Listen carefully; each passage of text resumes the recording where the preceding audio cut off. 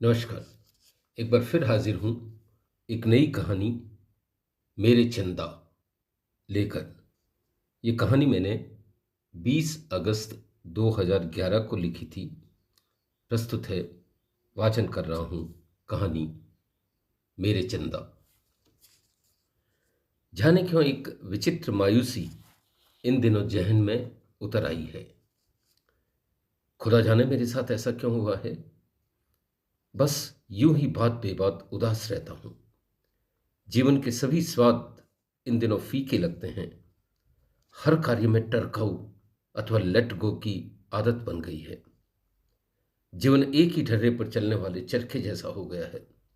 वही सुबह, वही शाम, वही ऑफिस वाले, वही घर, वही बीवी, वही मित्र, वही रिश्तेदार। इन सब को देख देख कर उकता गया हूं। कुल मिलाकर मैं यूं भी कह सकता हूं कि मैं कंटाल गया हूं। क्या मैं अवसादग्रस्त हो गया हूं? मनोवैज्ञानिक कहते हैं कि जब जीवन नीरस लगने लगे अथवा जीवन को निराशा घेर ले तो समझो अवसाद धीरे धीरे अपना साम्राज्य पसार रहा है। वे ये भी कहते हैं कि अवसादग्रस्त व्यक्ति या तो भड़काऊ बन जाता है अथवा स्वयं में सिमट जाता है एवं अगर शीघ्र नियंत्रण न किया जाए तो यही अवसाद यानी डिप्रेशन कभी कभी पागलपन में रूपांतरित हो जाता है। तो क्या मैं थोड़े समय में पागल हो जाऊंगा? लोग जब मिलने आएंगे तो क्या बेवजह हंसूंगा अथवा चिल्लाने लगूंगा अथवा क्या मेरे या उनके कपड़े फाड़ने लग जाऊंगा? यह भी हो सकता है मैं ये सब न करूं, बस रूठे बच्चे की तरह चुप एक कोने में दुबक जाऊं। तब क्या लोग मुझे यह कहकर पुचकारेंगे, बच्चे ऐसा न करो, अच्छे बच्चे जिद नहीं किया करते। यूं विनम्र होकर जलील करने का मौका उन्हें फिर मिले ना मिले। जिन मित्र रिश्तेदारों को मैं जरा नहीं काटता या फिर जब तक अपने पैने तर्कों से उनकी बोलती बंद करता रहता हूं, उनके लिए तो यह स्वर्णिम अवसर होगा। पागल को जो दिल में आए कहो। वो भड़क जाए तो वे इस बात की ढाल बनाएंगे कि पागल है, एवं चुप रहे तो इस बात की कि बेचारे पर कैसी बीती है। मुझे नहीं मालूम इन संगीन परिस्थितियों में मेरा क्या हश्र होगा, पर एक बात तो तय है, पूजा का बैंड बज जाएगा। सारी फूंक निकल जाएगी। दिन भर आए गयों के लिए सबक सबक कर चाय बनाएगी। तब अकल आएगी। तब पता पड़ेगा पति की छोटी मोटी सेवा करना स्वर्ग के सुखों से भी बढ़कर है। आजकल जब देखो ऐंठी ऐंठी रहती है, तिस पर हैकड़ी ऐसी मानो करेला नीम पर चढ़ा हो। यह करो, वह करो। तुम्हारे जैसा मर्द किसी और को मिलता तो माथा पीट लेती। तुम यह हो, वह हो, कोई काम ढंग से नहीं करते, हम जाने क्या क्या। ये सब भी मैं सुन लूं, पर सब कुछ उगलकर आंखें से तरूर तरेरती है मानो मैं मनुष्य न होकर अजायबघर से आया जानवर हूं। शादी के 10 वर्ष बाद हर औरत मानो इस धारणा पर ठप्पा लगा लेती है कि ये मर्दूद कहीं जाने वाला नहीं। मनमर्जी व्यवहार करो। कबूतरबाज के कबूतर की तरह आएगा तो कबूतर खाने में ही। घर के अतिरिक्त शरण कौन देगा? ऐसे में करें तो क्या करें? बस कुड़कुड़ कर घुटरगु करते रहो। मैं तो कहता हूं एक अंतराल के पश्चात हर बीवी बासी कड़ी की तरह बेस्वाद हो जाती है। ढाक के 3 पात की तरह वही खान पान, वही पहनावा, जिसे देखकर कहीं से नवीनता का एहसास नहीं होता। जो मर्जी पहनो, खाओ और खिलाओ। पति की इच्छाओं, पति के मूड से इन्हें क्या दरकार? इनके माँ बापों ने 2 पैसे दहेज में क्या चढ़ा दिए, जैसे किसी ने मोल देकर खरीद लिया हो। मैं तो बाझा है ऐसी लुगाई से। आजकल प्रेम भी ऐसे करती है मानो कोई एहसान कर रही हो। अगरबत्ती की तरह आगे से सुलगा देती है। बस सुलगते रहो एवं अपने अरमानों की राख झाड़ते रहो। कई बार तो ब्रह्मा जी से कुप्त हो आती है। कुछ ढंग का नहीं बना पाई तो लुगाई बना दी एवं मर्दी मर्द के मत्थे यह कहकर कि जैसी तैसी बनी तू ही संभाल इसे। प्रभु, आपके पाप हमारे मत्थे क्यों मरते हो? अगड़म बगड़म आप बनाओ एवं सजा हम पाए। आपका कोई बिगाड़ भी क्या सकता है? आप तो बस मजे लो, 3 मुंह में धसी 6 आंखों से हमारी दुर्गति देख देख कर। इस पर भी मन न भरे तो लंबी दाढ़ी सहलाते रहना। आज सुबह 2 घड़ी देर तक क्या सो गया। पलंग के पास चाय रखकर हिदायत दे गई, अब उठ भी जाओ, चाय ठंडी हो गई तो दोबारा नहीं बनाऊंगी। यह नहीं सोचती ऑफिस में दिन भर कितना पिलते हैं, 2 घड़ी सुस्ता लिया तो क्या आसमान गिर जाएगा। आज मैंने भी ठान ली है, पूजा की ऐसी तैसी, आज मेरी मौत से उठूंगा। मैं चादर तान कर यूं दुबका मानो कुछ सुना ही नहीं हो। लेकिन मर्द की जात लुगाई से जीत सकती है क्या? कितने शस्त्र हैं इनके पास। पल भर दुबका ही था कि चादर शरीर से यूं सरकी जैसे नदी किनारे खड़े किसी अभागे का धन बह जाता है एवं बचाकर भी उसे नहीं रोक पाता है। खैर, लंबे अनुभव से मुझे समझ में आ गया है कि यह उसकी अंगुलियों का ही जौहर है। अरे बाबा, घड़ी भर सोने भी दो, मैं उठता उठता बड़बड़ाया। सूरज चढ़ाया है, सोते ही रहोगे क्या? बाजार से सामान लाना है, अभी को स्कूल छोड़ना है एवं आते हुए एटीएम से रुपये भी तो निकलवाने हैं। वह एक सांस में सब कुछ उगल गई। इतना सुनने के बाद किसे नींद आ सकती है। मैं उठा तो सामने खड़ी पूजा मुस्कुरा रही थी। इसे मैं सपाट मुस्कुराहट तो नहीं कहूंगा, हाँ, ये मुस्कुराने एवं चुप्पी के मध्यांतर जैसा था। यह मध्यांतर मुझे सदैव पहेली लगता था। कभी लगता वह मुझे चुनौती दे रही है तो कभी लगता चिढ़ा रही है। मैं सर खुजाने लगा। क्या वह मुझे चिढ़ा रही थी कि बताओ कौन जीता? मैं मनी मन बुदबुदाया, तेरा बाप जीता, एवं चुपचाप उठकर खड़ा हो गया। अब मैं वहीं खड़े खड़े चाय पी रहा था। पीते पीते मैंने पूजा की ओर देखा। वही छींट वाला गाउन पहने थी जिसे मैंने कल रात बदलने को कहा था। उसने कुछ पल जवाब नहीं दिया तो मैंने सोचा गाउन बदलने गई होगी। मैं विपरीत करवट लेटा था एवं कल ऑफिस में काम इतना अधिक था कि थक भी गया था। जाने कब नींद आ गई। इसका मतलब उसने सुना भी, बात की पालना भी नहीं की, और सुबह सुबह उसी गाउन में यूं खड़ी है मानो ताल ठोक रही हो, दम है तो उखाड़ लो। एक बार की तो सोचा आड़े हाथों लूं, पर इस दुस्साहस का अर्थ था नाश्ता मनपसंद नहीं बनेगा एवं जो 3 कामों की सूची उसने पकड़वाई है 10 में रूपांतरित हो जाएगी। मैंने चुप रहना मुनासिब समझा। यूं चुप रहते रहते ही तो इन दिनों उदास रहने लगा हूं। वे कितने भाग्यशाली हैं जो सारी भड़ास बीवी पर निकाल लेते हैं। जाने क्यों इस देश में विवाह एक आमरण बंधन है।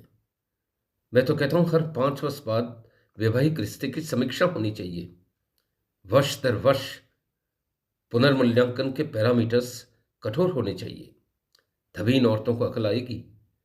अन्यथा औरतें 10 वर्ष बाद स्वयं को उस सरकारी कर्मचारी की तरह समझने लगती है जिसकी नौकरी खुदा भी नहीं उखाड़ सकता। मुझे याद है 10 वर्ष पूर्व हमारा विवाह हुआ, तब कैसे छुप छुप कर मिलते थे। पूजा तब कितनी सुंदर लगती थी। सुंदर तो वह अब भी है, लेकिन तब रूप को सहस्त्र गुना निखारती। उसका पहनावा, बोलने का तरीका देखते ही बनता था। आंखों की कोरों में काजल की पतली रेखा होती, पलकों पर आई शेडो, कानों में खूबसूरत बूंदें, नाक पर चमकती नोचपिन, गले में हार, सभी दिलकश होते। कैसी दिलफरेब अदाएं थी। इसी रूप एवं हाव भाव पर तो मर मिटा था। अब न जाने वो हाव भाव कहाँ गए। पहले वह कल कल बहती नदी की तरह निश्चल लगती थी, अब तो मानो पानी ठहर गया है। मैं ऑफिस की औरतों से उसकी तुलना करता हूं तो तिल मिला उठता हूं। सभी कैसे सज धज कर सुंदर कपड़ों में आती है। विवाह के कई वर्ष पश्चात भी कितनी युवा लगती हैं। इतना ही नहीं, घर जाकर गृहस्थी की कमान भी संभालती हैं। पूजा को समझाने का प्रयास करता हूं तो उल्टे पड़ती है। खूब जानती हूं इन वर्किंग लेडीज को। सबके घर नौकर होते हैं, बच्चे बोर्डिंग में पढ़ते हैं, करना क्या है इनको? घर पति के वेतन से चल जाता है। इनकी तनख्वाहें तो मेकअप के लिए हैं। बच्चे भले इनके क्रैच में सड़े, उन अबोधों के मुंह पर मक्खियां मंडराती रहे, अथवा फिर बोतले से दूध आया पी जाए, इनकी बला से बस सच धज कर ऑफिस जाना है। और ये महारानियां रूप श्रृंगार निखारे भी क्यों नहीं। वहां आप जैसे रीझने वाले जो बैठे हैं, औरत देखते ही लाड टपकाने वाले। इन दिनों पूजा को एक कहो तो 10 उत्तर देती है। जाने को एक विचित्र नकारात्मकता उसकी खोपड़ी में उतर आई है। खैर, मैं भी क्या सोचने लगा। मैं उठकर तैयार हुआ, नित्य की तरह छत पर आकर वर्जिश करने लगा। तब तक सूर्य ऊपर उठाया था। मैंने क्षण भर सूर्य की ओर देखा एवं अकारण कुड़ गया। अनेक बार मुझे प्रकृति एवं परमात्मा तक से कोफ्त हो आती है। रोज वही लाल पीला सूरज। मैं तो कहता हूं सूरज भी नित नए रंग का होना चाहिए। कभी लाल, कभी आसमानी, कभी पीला, तो कभी सफेद। तब देखने का मजा आएगा। सूरज के बदलते रंगों के साथ पेड़ पौधों, वनस्पतियों का भी रंग बदलेगा। इतना ही नहीं, आदमी एवं जानवर भी बहुरंगी देखने को मिलेंगे। परमात्मा भी लगता है कोई मोनोटोनस, बोर, नीरस तत्व है, वर्षों सदियों एक सा।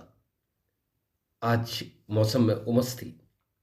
कई दिनों से बारिश होने को थी, पर हुई नहीं थी। यह उमस मुझे भी तंग करने लगी थी। मैं नीचे आया तो अभी तैयार था। मैंने मोर्चा संभाला, उसे स्कूल छोड़कर आया। रुपये एवं किराना पूजा को थमाए। तब तक 9 बज चुके थे। अब मुझे ऑफिस पहुंचने की चिंता होने लगी। नित्य वहां 10 बजे पहुंचना होता था। 20 मिनट तो पहुंचते पहुंचते लग जाते हैं। मैं आनन फानन तैयार हुआ एवं डाइनिंग टेबल से कुर्सी निकालकर बैठ गया। पूजा ने आकर नाश्ते की प्लेट रखी तो सर पकड़ लिया। सुबह सुबह मूड उखड़ गया। फिर वही पोहे। पिछले जन्म में इसके पोहे की दुकान होगी। हमारे यहां महीने में 15 दिन पोहे तय है। 1000 बार कह चुका हूं, कभी हलवा, कभी सिवैयां, कभी पिज्जा बना दिया करो, पर सुनता कौन है। मैंने नाश्ता ठूंसा, जल्दी जल्दी बाहर आया एवं ऑफिस की राह ली। ऑफिस में भी इन दिनों दिल नहीं लगता। अब जो जरूरी काम है उन्हें तो निपटाना ही पड़ता है। हाँ, चलाकर ऐसा कोई प्रयास नहीं करता कि कुछ चैलेंजिंग एवं नए तरीके से करूं। मैंने काम करके देख लिया, कोई तमगा नहीं मिलने वाला, वरन कई बार उल्टा हो जाता है। यानी जो करता है उस पर लादते चले जाओ का सिद्धांत चलता है, जैसे वो कोई गधा अथवा ऊंट हो। इस देश में काम करने वाला का यही हश्र होता है। सरकारी कार्यालयों में तो योग्यता अनेक बार अयोग्यता बन जाती है। अन्य सभी फिर आपको ऐसे देखते हैं जैसे आप उनकी राह का रोड़ा हो। यहां कोई बैठने उठने, बात करने का सलीका तक नहीं जानता। चाहे जैसे जवाब दो, चाहे जो पहन कर आओ, जिसकी जो मर्जी है पहन कर चला आता है। मैं तो कहता हूं हर सरकारी विभाग में ड्रेस कोड होना चाहिए, ताकि ऑफिस ऑफिस लगे। अन्यथा कोई पैंट पहन कर आ रहा है तो कोई लुंगी में, कोई तिलक छापा लगा कर आता है तो कोई कैप पगड़ी में। ये ऑफिस है या ससुराल जहां जमाई की तरह अपनी मौज में रहो। पहले तो मैं सहकर्मियों को इन सब बातों पर टोकता था, पर एक बार सभी लामबंद होकर मुझ पर चढ़ गए। तब से मैंने भी मौन धारण कर लिया है, मेरी बला से। खैर, 5 बजा चाहते हैं। मैंने अपनी ड्रॉवर बंद की, काम समेटा एवं सर्र से बाहर निकल आया। शाम घर आकर कुछ देर पूजा एवं बबलू के साथ रहा। कुछ देर टीवी देखा तो 8 बज गई। मेरे डिनर लेने का यही समय है। डिनर लेकर मैं इवनिंग वॉक के लिए बाहर आया। मैं इवनिंग वॉक माथुर साहब के साथ करता हूँ, जो घर से 10 कदम दूर तीसरे मकान में रहते हैं। हमारी कॉलोनी में सभी घरों के सामने एक गोल पार्क है, हम उसी का चक्कर लगाते हैं। आज पहला चक्कर आधा पूरा किया होगा कि चक्रवर्ती के घर एक नया किराएदार दिखा। किराएदार क्या, किराएदारनी थी जो घर में प्रविष्ट हो रही थी। चक्रवर्ती तो यहाँ रहता नहीं, उसकी पोस्टिंग अन्यत्र होती रहती है, अतः अक्सर यहाँ नए किराएदार आते रहते हैं। माथुर साहब ने मेरी ओर देखा और अर्थपूर्ण अंदाज में मुस्कुराए। उनकी दबी हंसी देखकर मुझे 5 वर्ष पहले इसी घर में आई एक अन्य किराएदारनी की याद हो आई। जब जब भी इस घर में नया किराएदार आता है, मैं ही पहल कर मिलता हूं। सबको मालूम है श्रीवास्तव सीधा आदमी है, इस कार्य के लिए सही व्यक्ति है। 5 वर्ष पूर्व आई उस किराएदारनी से मिलने पहले मैं ही गया था। धीरे धीरे हमारे रिश्तों में रंगत चढ़ने लगी थी, पर माथुर बाजी मार गया। बाद में वह इसकी अंग्रेजी पर ऐसी फिदा हुई कि उसने मुझसे किनारा किया। हम इसकी मित्र बन गई। मैंने भी कम पापड़ नहीं बेले थे। एक दिन गुपचुप श्रीमती माथुर से जाकर शिकायत की तो माथुर की अच्छी परेड हुई। उसकी बीवी ने कमसिन किराएदारनी को सरे मोहल्ले लताड़ा। कुछ समय पश्चात उसका स्थानांतरण अन्य शहर में हुआ तो वह भी यहां से चली गई। माथुर की दुर्गति देखकर मैं मन ही मन प्रमुदित हुआ। डेढ़ होशियार को उसका फल तो मिलना ही चाहिए। भाभी ने भी यह भेद कि यह बात मैंने उसे बताई थी पचा लिया, वरना माथुर मुझे छोड़ता क्या। खैर, इस बार यह गलती नहीं दोहराने वाला। मुझे मालूम है माथुर पहल कर उससे मिलेगा नहीं। इतना दम कहाँ है उसमें। उसे तो पक्की खींचड़ी चाहिए। बस पटर पटर अंग्रेजी बुलवा लो। यह कार्य तो इस बार भी मुझे ही करना होगा। लेकिन इस बार तय है कि बीज मैंने बोए तो फल भी मैं ही चखूंगा। माथुर को मिलेगा ठेंगा। मैं प्रारंभ से ही ऐसी पाल बांधूंगा कि बगले झांकते फिरेगा। वैसे भी इन दिनों पूजा ने परेशान कर रखा है। मैं स्वयं चाहता हूं पहल कर महिला मित्र बनाऊं जिसे मन की बात कह सकूं। बस अन्य स्त्रियों से मेरा इतना भर प्रयोजन है, इससे आगे मैं पढ़ने वाला नहीं। पूजा का भरोसा थोड़े ही है। हो सकता है अपने माँ बाप अथवा मेरे पापा मम्मी को शिकायत कर दे। यह भी हो सकता है वो थाने में प्रताड़ना का केस दर्ज करवा दे।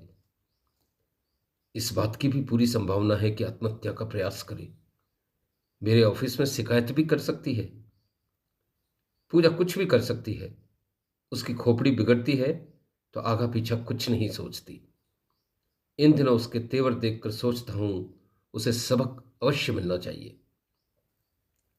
दूसरे दिन इवनिंग वॉक के लिए मैं थोड़ा देरी से निकला। माथुर कहीं आवाज दी तो भाभी बाहर आकर बोली, इन्हें वायरल फीवर है, 3-4 दिन वॉक नहीं कर सकेंगे। मेरे मन में अंगूर के दाने बिखर गए। मन ही मन दुआ की कि 10 दिन ऐसे ही पड़ा रहे, तब तक मैं मोर्चा मार लूंगा। मैंने आधा सर्कल पूरा किया ही था कि नई किराएदारनी दिखाई दी। बाहर बगीचे में खड़ी पौधों को पानी पिला रही थी। ओह, वह कितनी सुंदर थी। लंबा कद, सुंदर आंखें, गोरा रंग, तिस पर सुंदर दंत पंक्ति। वह तकरीबन 35 की होगी। मैंने उसे एक बार पुनः गौर से देखा। हम उम्र सुंदर स्त्री को देखना कितना अच्छा लगता है। लगा जैसे कॉलोनी के आकाश पर चांद उगाया हो। मैं रुका एवं पहल कर वार्ता प्रारंभ की। आप इस कॉलोनी में नई आई हैं?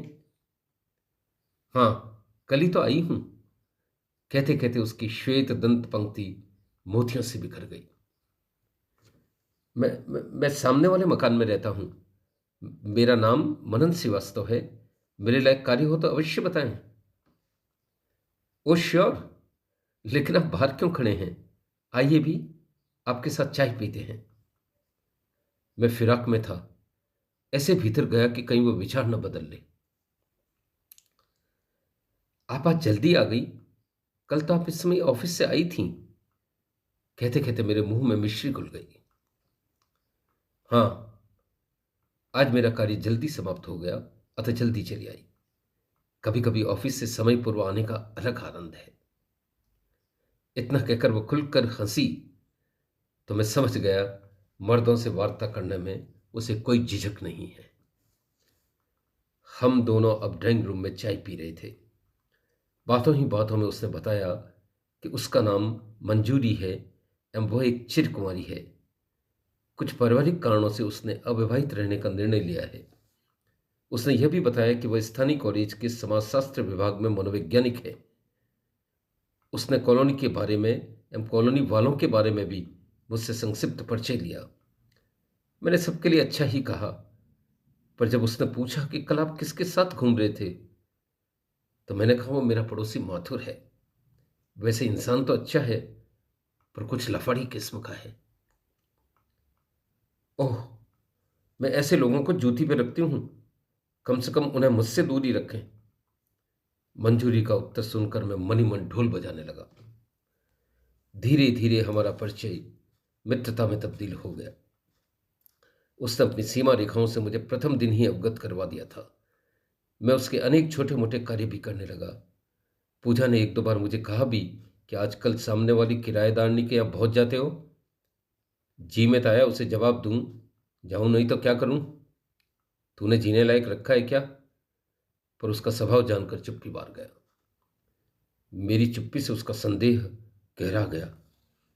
मुझे मालूम है औरतों में ईर्ष्या गहरे से बैठी होती है, शायद इसी बहाने उसे अकल आ जाए।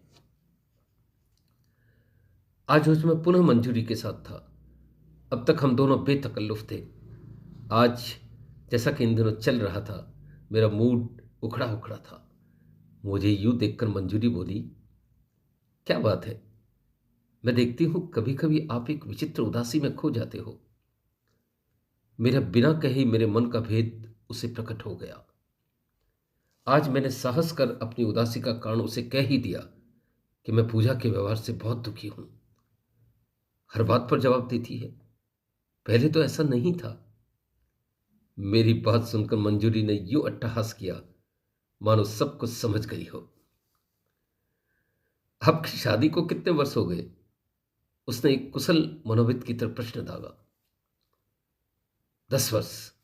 लेकिन इन दिनों पूजा सर चढ़ गई है। न बात करने का सलीका, न ढंग का पहनावा, न ही कोई रूप श्रृंगार। देखती ऐसी है मानो मैं पति न होकर जंगडगा लोहा हूं। वो बदलने को तैयार ही नहीं है। आप मनोवैज्ञानिक हैं, आप ही बताएं मैं क्या करूं। वैवाहिक जीवन में एक अंतराल के पश्चात ऐसा होता है। आप उसके भीतर प्रतिस्पर्धा पैदा करें, ईर्ष्या जगाएं, उसे कभी कभी एहसास करवाएं कि आप फिसल सकते हैं। वह अपरिहार्य नहीं है। मतलब? मैं अधीर होकर बोला। इस बार मंजूरी चुप रही। कुछ क्षण बाद वह पुनः मुस्कुराई एवं बोली, आप निश्चिंत रहें, इसका इलाज मैं कर दूंगी। आप दोनों में पुनः पहले जैसा वरन उससे भी अधिक प्रेम होगा। उसके बाद उसने मेरे कान के समीप आकर अपनी योजना समझाई। तो क्या आप सचमुच कल हमारे घर आ रही हैं? आश्चर्यपुलकित मैंने मंजूरी की ओर देखा। बिल्कुल, अपनी बीवी से नहीं मिला होगे? वह मुस्कुराई। जरूर, मैंने निमंत्रण देते हुए कहा। दूसरे दिन वह हमारे घर आई। मैंने बेतकल्लुफ आगे आकर उससे हाथ मिलाया। इतना ही नहीं, मैं लपक कर बढ़ा एवं उसे बाहों में भर लिया। मैं एक मिनट उसका हाथ पकड़े यूं खड़ा रहा मानो वो मेरी अंतरंग सखी हो। हम दोनों में पहले से सांठ गांठ तो थी ही। मैंने पूजा से उसका परिचय करवाया, लेकिन वह सुन कहाँ रही थी। उसे तो सांप सूंघ गया था। जब तक मंजूरी घर में रही, वह हां हूं करती रही। रात मैंने जमकर मंजूरी की तारीफ की। पूजा का चेहरा ऐसा था जैसे किसी हरे पेड़ पर बिजली गिर गई हो। आश्चर्य, दूसरे दिन से उसके व्यवहार में अप्रत्याशित परिवर्तन हुए। मंजूरी की योजना रामबाण सिद्ध हुई। अब उसका व्यवहार मृदुधर मृदु होने लगा। वह अच्छे कपड़े पहनने लगी।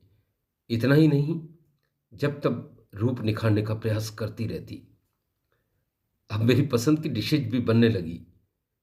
वह एकाएक सजग हो गई। रूप में कजरा गजरा सब जुड़ गई। खोने के भय ने पाने के समस्त समीकरण पुनर्जीवित कर दिए। मैं भी उसके लिए नित नए उपहार लाने लगा, लेकिन अब वो मंजूरी से न मिलने का दबाव भी डालने लगी। यहां तक कि एक बार तो धमकी दे डाली कि आगे अगर मैं उससे मिला तो वो पीहर चली जाएगी। मुझे उसका यूं कहना बहुत भला लगा। मैंने उसे छेड़ते हुए से कहा, भले तुम नाराज हो जाओ, मंजूरी तो मंजूरी है। मेरे इतना कहते ही आग लग गई। मैंने देखा वह एकाएक आशंकित हो गई है। इन दिनों कई दिनों से मैं मंजूरी के यहाँ नहीं गया तो पूजा अस्वस्थ रही। आज सुबह मंजूरी हमारे घर आई तो मुझे आश्चर्य हुआ। मैंने बढ़कर उसे गले लगाया। पूजा ने उसे ऐसे देखा जैसे कच्चा खा जाएगी।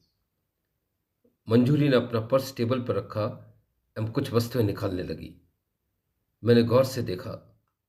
अरे, यह तो राखी थी। मैं कुछ कहता उसके पहले ही वो बोली, श्रीवास्तव साहब, मेरे कोई भाई नहीं है एवं सच माने इस दुनिया को देखकर कभी भाई बनाने की इच्छा भी नहीं हुई, लेकिन आपने मेरा दिल जीत लिया है। क्या मैं आपकी राखी बांध सकती हूं? मेरे कौन सी बहन थी। बचपन से अन्यों की कलाई में राखियां देखता तो मन में एक विचित्र टीस उठती। मैंने अपनी कलाई बढ़ाई। राखी बंधवाते हुए हम दोनों की आंखें गीली थी। मेरी पेशानी चूपते हुए गदगद मंजूरी बोली, मेरी चंदा। मैंने पूजा की और देखा, हमसे अधिक प्रेमाश्रु अब उसकी आंखों से बह रहे थे। उसे आज एक प्यारी सी नंदी जो मिली थी। धन्यवाद।